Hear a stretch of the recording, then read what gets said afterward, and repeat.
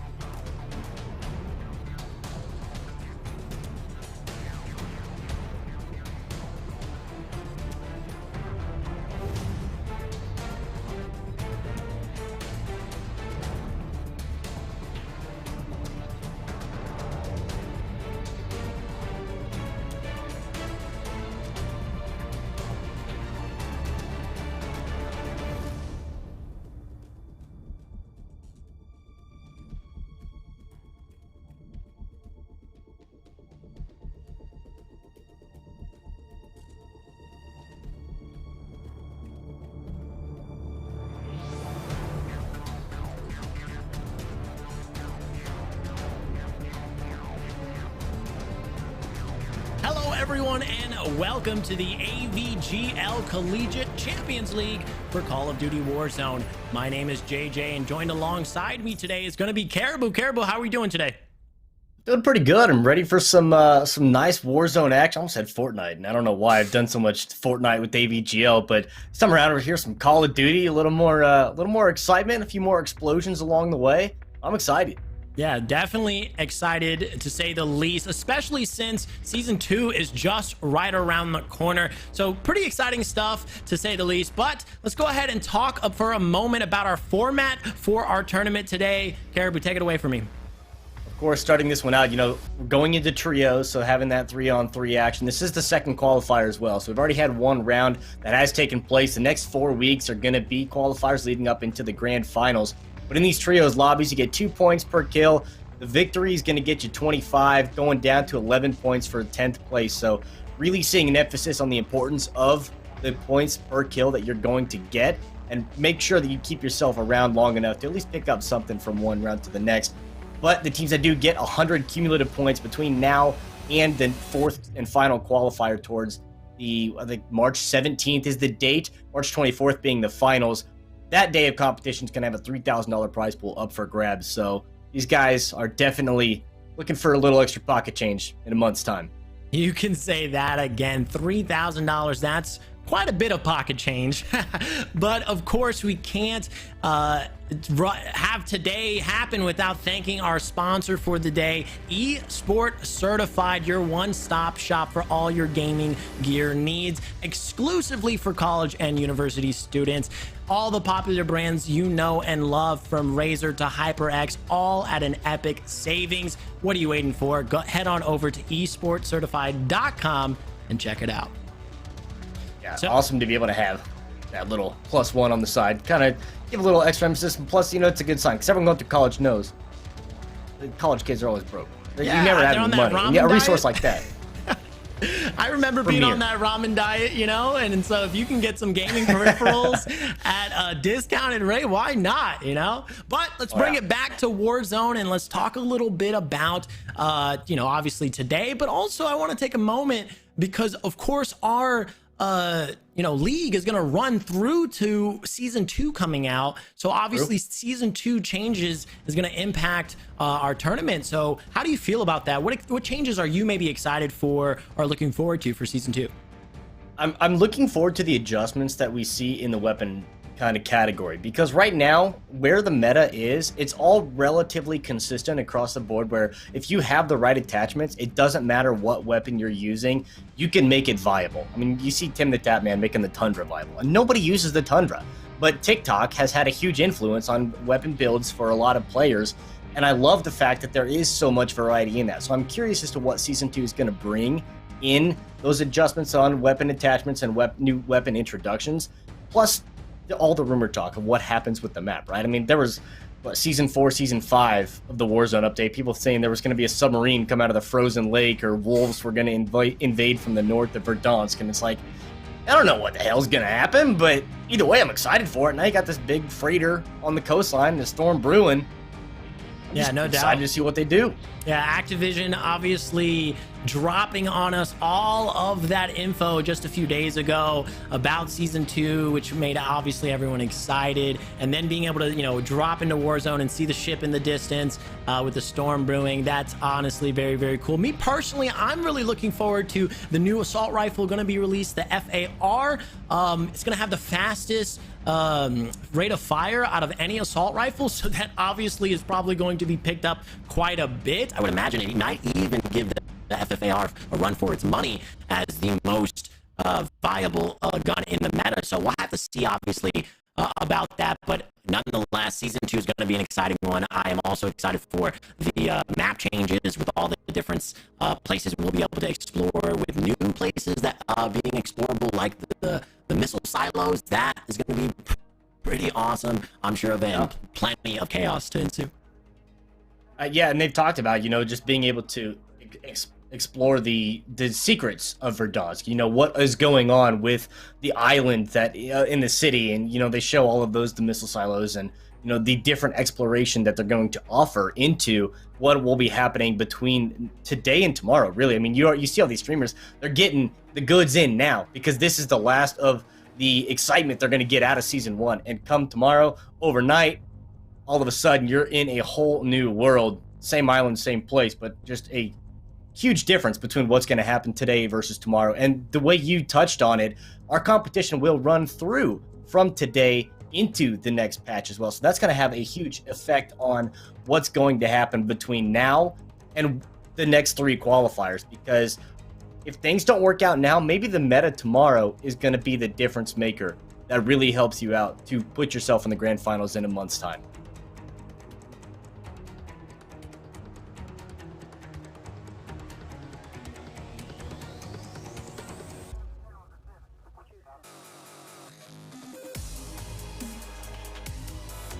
Yeah.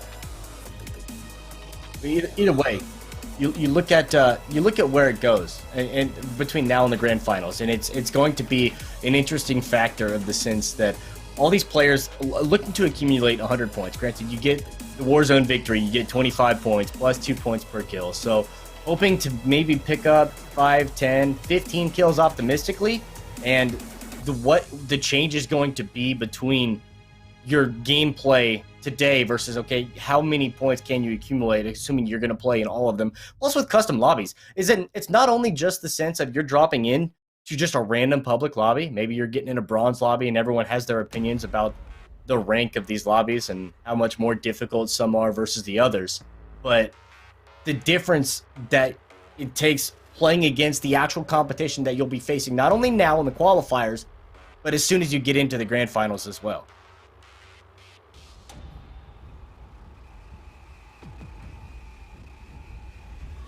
I can hear you fine, but I don't have the actual program up, so I don't know if you're actually going through or not. But either way, rumor has it we will be jumping into game, and we'll see exactly how things are going to start out. Of course, like I said, 3 games here tonight, custom lobbies, competition facing off against each other. Based off of what I'm seeing, 30 some odd players, it's got to be a relatively quick night starting out of the gulag. See some AK action, grenades going around the corner. Nice little hop around, hop, skip, jump, sliding around the bus. Ooh, a little too fast on the left side, and that's going to be a full elimination there for the squad. So, gonna have to find out what'll happen in game number 2. But plenty of action already going here early in the gulag, and expected early. What will happen in these stages? Of course, we missed the initial drop. Players going to high-profile locations with mobility. Helicopters are going to be a huge factor here, especially with lobbies of this size. Early game is going to be a slow play, and if you want to be able to move around the map and try to find the other teams as fast as possible to get those kills, because those kills are going to mean so much. I couldn't agree more, Caribou, and as we take a look here, he's already looking for people in these windows, and verticality is something that is so important in battle royales. We know that, and obviously in games like Fortnite. Oh man! But before I can even finish my thought, Caribou, he's gonna be taken down by a random player, and that'll be the end of his road. Yeah, unfortunately, a little drop there. Of course, playing around with the helicopter right above the top, but you see a decent amount of this as well. As soon as players coming in, trying to come back, trying to get their homies back. You got enough money for the buyback, but assuming you had an early trip to the Googe, little unwarranted vacation, gonna have to get some money back real quickly and rely on the loot. Those scavenger contracts gonna be able to help out a lot. No doubt. Now, how do you feel about the gulag changes as well, and of course, it looking a little differently now, and obviously different strategics and are going to come into play. And I don't know, I was a fan of the old gulag, but at the same time not, if that makes sense, just because of the fact that the rocks would annoy me and like just I'd get a hit marker from behind and then get shot on the face, and you're just like, all right, well, that's always fun. Yeah. Especially when, the rocks throw down and, like, you have a claymore down or a bouncing Betty and it blows that up, which actually ends up killing you. So, That's incredibly obnoxious. I do like their new Gulag changes, though. I think it creates a little more versatility. I hate the fact that there's already kind of an inherent advantage for whoever spawns car side. You just have a pretty sick head glitch there in the back. But beyond that, I think it's a very viable map to play around. Of course, I am biased. I love Gulag Showers. I think it's a phenomenal map, and I love the homage that it pays to Call of Duties of old.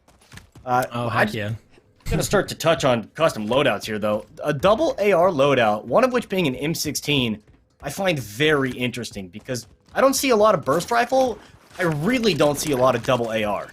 Yeah, I was just about to say that the M16 is definitely odd because there's just so many other better rifles to use. And then, of course, too, the double assault rifle coming in is really, it's just peculiar, but probably the word I'd use. Obviously, getting an SMG or even an RPG or, you know, any of those options are typically more favored, but hey, you know, it comes down to comfortability at the end of the day, right?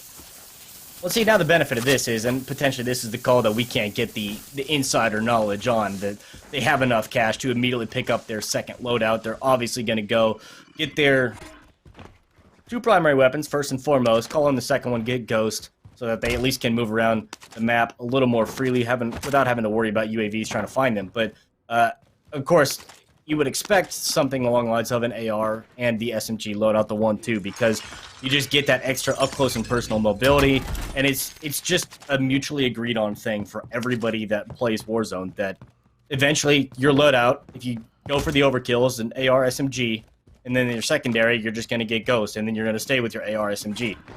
But double AR, I mean, you're double dipping in a very limited supply of ammo without getting fully loaded. So that's my only question mark. But the fact they already got their second loadout, it's a moot point at this point.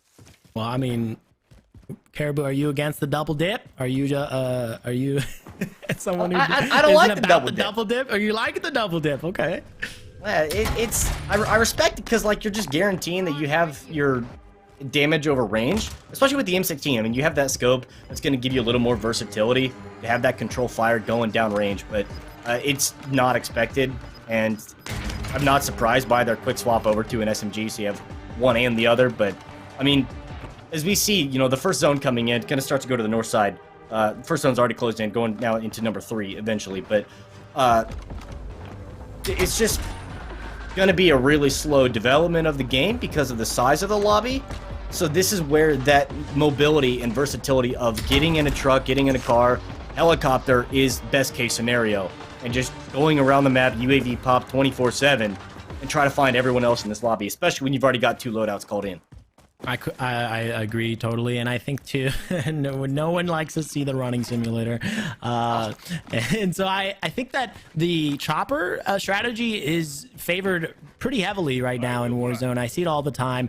You mentioned earlier that you like to watch Tim, the Tab Man, play Warzone. I'm a kind of a Nick Merckx guy. I love watching Nick play Warzone just because his swagger and his just attitude about it all. It's always fun. It's always fun to watch. But yeah, I mean, these guys obviously are just tapped into the meta and they know exactly what they should be doing. You know, those that we just mentioned. So I wouldn't be surprised if the guys here in this tournament might mimic or do the same things. But already, look at this, a chopper. He sees it in the sky and trying to bring it down. But will he be able to do that? Looks like that chopper's just going to land safely on the building and keep it pushing. Yeah, it's an interesting move here for the team rotating in to drop top hospital. I mean, you have a singular person that is just taking the few pop shots at you. I think at that point, if you can assume you got numbers advantage, just go straight for it and just try to get it. I mean, you just saw him peek up there, top ladder real quick. He's sitting there just trying to return fire. Great shot. And that's the danger. I mean, at least you have self, and that's the smart thing about this whole squad. But, I mean, taking this fight top hospital now, you're going to be held here. You really can't do a lot to answer back other than shoot from angles that they just don't know that you're at yet.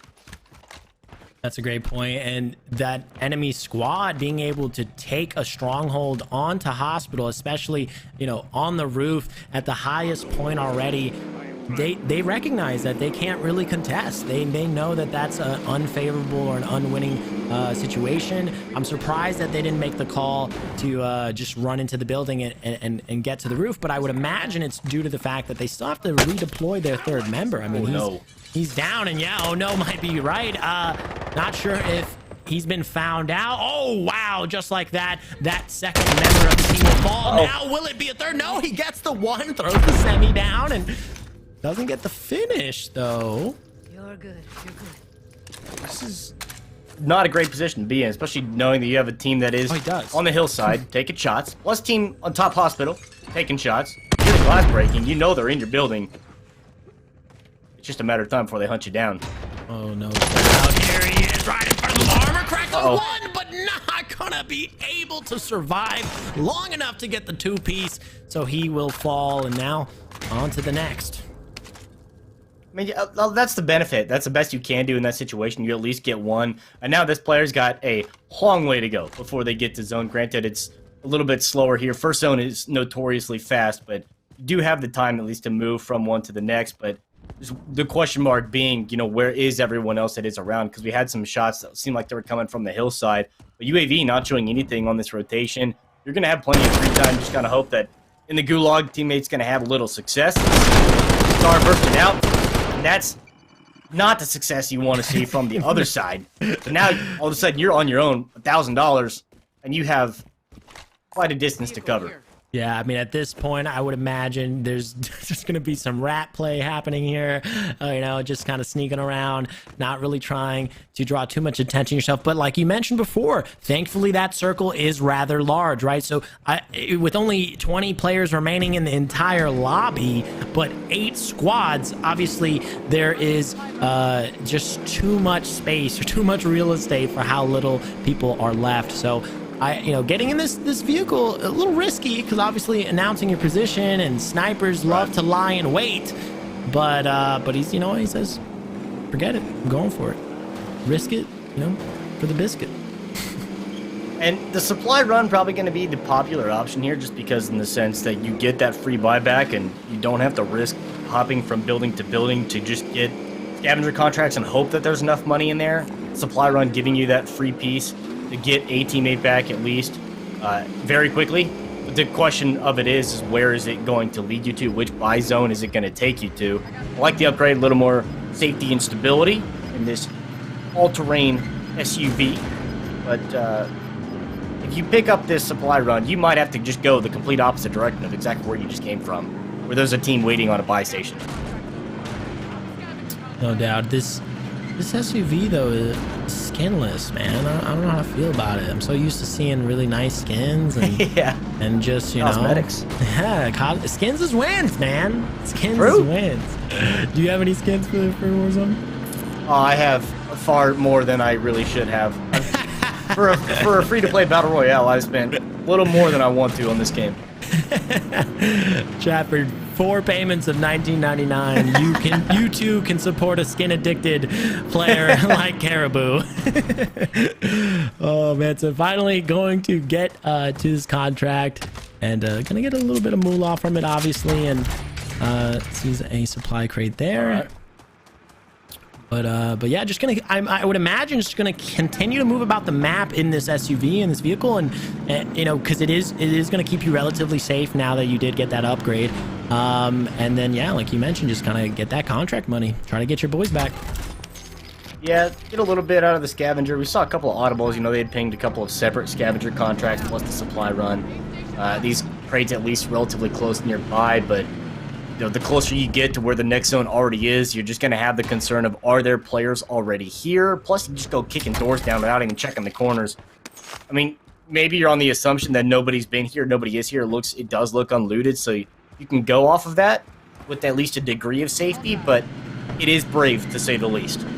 Yeah, no doubt. I mean, I think, too, he probably's got to be thinking to himself, he does get that one of his teammates back, but he's probably thinking to himself, I mean, what have I got to lose? You know, at this point, it's me versus the world, and so I've got to try to move as quickly as possible to bring my boys back and you know, obviously increase my chances of still potentially winning this game. Because as we've already mentioned before, every kill and every placement point is going to matter for standings down the road. Because we have weeks to go. This isn't just a one and done. So definitely important that he stays alive and continues to try to get some more frags.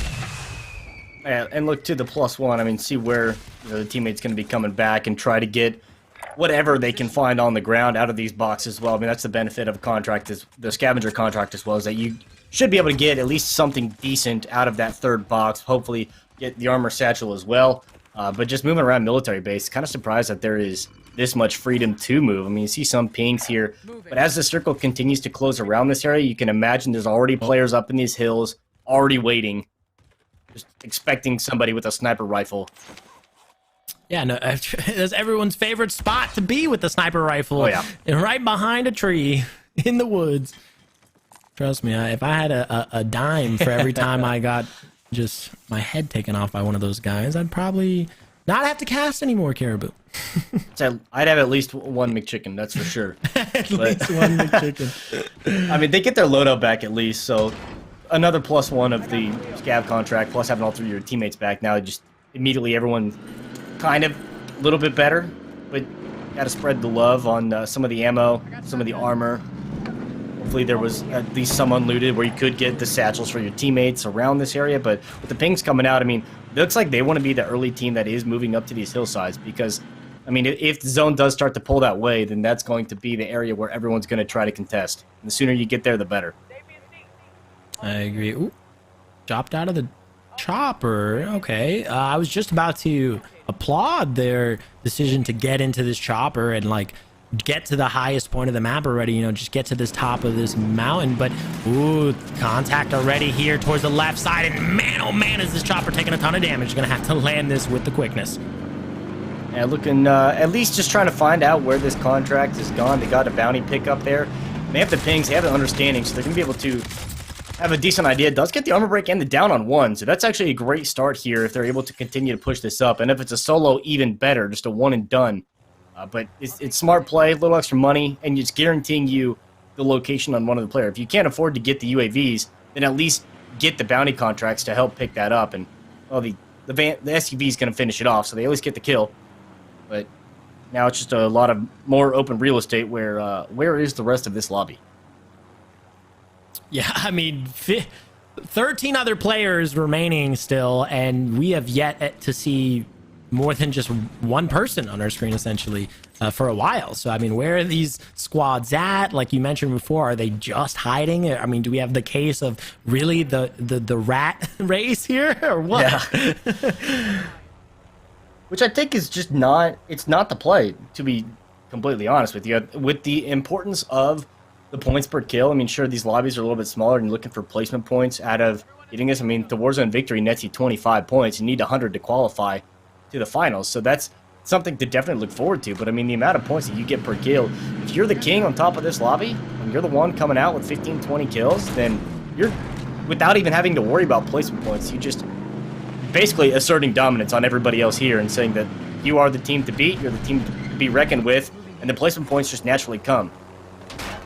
Yeah, I think that's how I would do it. So, I agree. I think that you shouldn't ever play a tournament really, to not lose. You should be playing to win, and put that win in your hands, and confidently, move about the map, get as many frags as possible. Because at the end of the day, even if you don't place, but you can, consistently get those frags, get those points, you're gonna still be winning, I think, in the long run. Against obviously these rat-like players, but moving from roof to roof here, as we see, chopper is gonna go bye-bye though, unfortunately. Yeah, good shots from the players that were just watching them. I mean, got the full armor break, almost got the down as well, but it's enough critical damage to get rid of that mobility. But now they have at least an idea where someone's at. See 2 pings on the building already. Now look to see what the move is going to be. That's an interesting SMG loadout with that stock. That's wow, curious. I didn't even notice that. I had literally not even noticed it until I looked down at the gun, silhouette or model, and just noticed the obnoxious looking stock on that. Kind of surprised also to see the Car 98 breakout. I mean, obviously players have their comfort picks and what they want to go with, but you don't see a lot of these sniper rifles come through. And that's exactly why. You'll see the ARs, SMGs, because a lot of these fights are going to come up close and personal, and you're not going to see a lot of sniper battles happening. But it takes extreme confidence to walk into... I mean, it's not necessarily a kill race, so you don't have to worry about that. But to take the confidence to have a sniper rifle in hand versus an AR and SMG when you just want to be W-king everyone you come across, it's brave, and I like it. I was about to say, you're kind of throwing some shade towards me, Caribou, because I'm that guy. You know, I'm a ex PUBG player. The Car 98 was kind of my gun for a while. Like, I love that gun a lot. So when I converted to Warzone, I'm not gonna lie, my overkill class is the Car FFAR. Like, I just love to have the versatility of that long range and that short range, or mid to short to mid range if I need it. Obviously if I need a W key, I'm gonna W key, but if not, I got the quick scopes, baby. And if you could do it, then you're a genius. You pull it off and you look like a genius, and how dare anyone ever doubt you for that. But I mean, to the point of, it's not a kill race, so you don't have to worry about that necessity. And playing in a casual setting, sure, you can get away with taking your AR and your sniper rifle, marksman rifle, whichever one you want to go with. But in a tournament setting, more often than not, I mean, you look at everybody else, everybody's taking AR SMGs, and that's just beginning, middle, and end. Yeah, no doubt.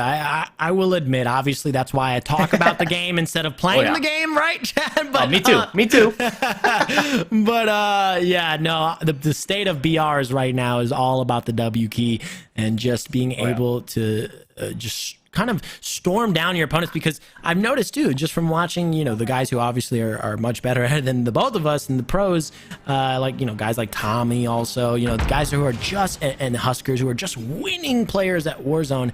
And that, like you said, it's just a tried and true system. But now finding one, maybe two, as he almost went in, but recognized that he was outnumbered and swiftly called the audible. Yeah, and that's a interesting concern in that situation where you go up and all of a sudden you're looking at what's going to happen, and you see two people when you turn the corner. You got the hit marker off the flashbang, with the battle hardened, so that's something that you can at least recognize. Okay, I know there's at least one, gonna move up to try to find the second. But when your secondary weapon is a Diamatti, and you get the burst pistol, sure, it does damage, but it doesn't do nigh as much as it used to. And it was just going to be a bit of an issue in the sense that you can't really challenge that, especially when you only have one Diamatti. If you're dual wielding the Diamattis, maybe you can get away with it, but until you get to the point of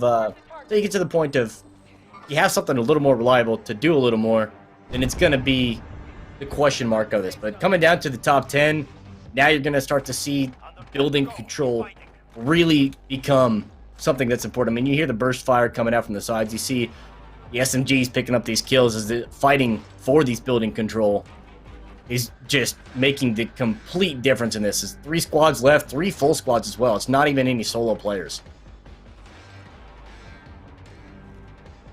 One down. Hear the shots continuing. Oh! Surprise, there's one right next to you. Well, you try to get the building control, you run up, turn the corner, and there's already somebody there. And your secondaries are the pistols. It's not the ideal scenario. Now down. 3v2v1. Close out round number 1.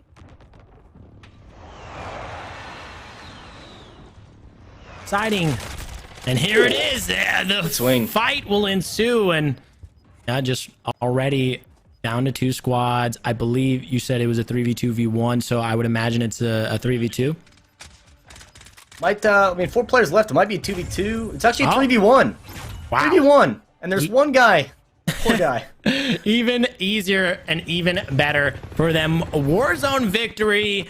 And just like that, that is all she wrote for the first match of our day. And, I've got to say, like we already mentioned, I'm a little concerned, like, if I'm going to just be completely honest with you, because if if I'm gonna continually see these guys rat around, I'm a little disheartened, because I love W key play. I love excitement. Obviously, that's my, I'm all about the Pog champ, so it's good. I would just rather them, maybe hopefully they're listening to the cast, but I would love to just see them run it down. It's like we already talked about it, smaller lobbies, big map, like just get in there like swimwear. Yeah, looking to get that drop to Superstore, go airport maintenance, go to hangars, something like that. Get that money ASAP. Get your loadout, first thing, first priority. Get that helicopter, especially if you're going to go to hangars. I mean, there's already a helicopter that's going to spawn there more than likely. So you get there, get your loadout, get the chopper, and then just buy a UAV or two. Maybe you have a self-revive if you got enough money based off of whatever loot was around there, assuming it wasn't contested, and wreak havoc on everybody that you come across. Yeah, no, I agree. Now, I do believe we have a leaderboard that we will be showing you momentarily. Essentially, we'll be updating you as we go along throughout the cast, and of course, week to week with that leaderboard. So do not fear. We will be giving you exactly who's in the lead and where the standings are as we get them. But that is our first match. We're going to have more matches underway momentarily, but obviously in the meantime, talk to me some more, Caribou, about what you saw and what maybe you didn't saw or see, and what you would maybe like to see going forward. Obviously, I already mentioned the WP, you mentioned too, as well, agreeing with me, but is there anything else that maybe comes to mind? I think that the more interesting part of this is going to be, what is the adjustment that players are going to make from round 1 into round 2, right? Or from the first qualifier to the second qualifier, assuming maybe they've already been here before. So they kind of get a feel for the lobby, kind of an understanding as to what everybody wants to do against each other.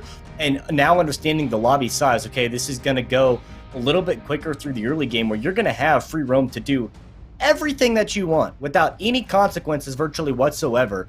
So you take that time, use the advantage of that to get your loadout, to get everything that you want out of this, to play safely and move into that mid-game rotation to try to find those players more quickly.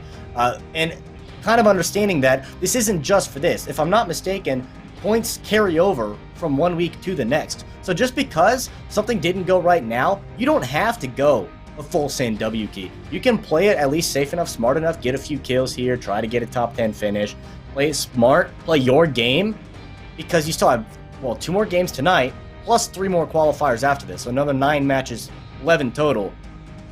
These players are going to be fine. You just got to play your game, play it smart. No doubt. I do believe we have a break ready for us.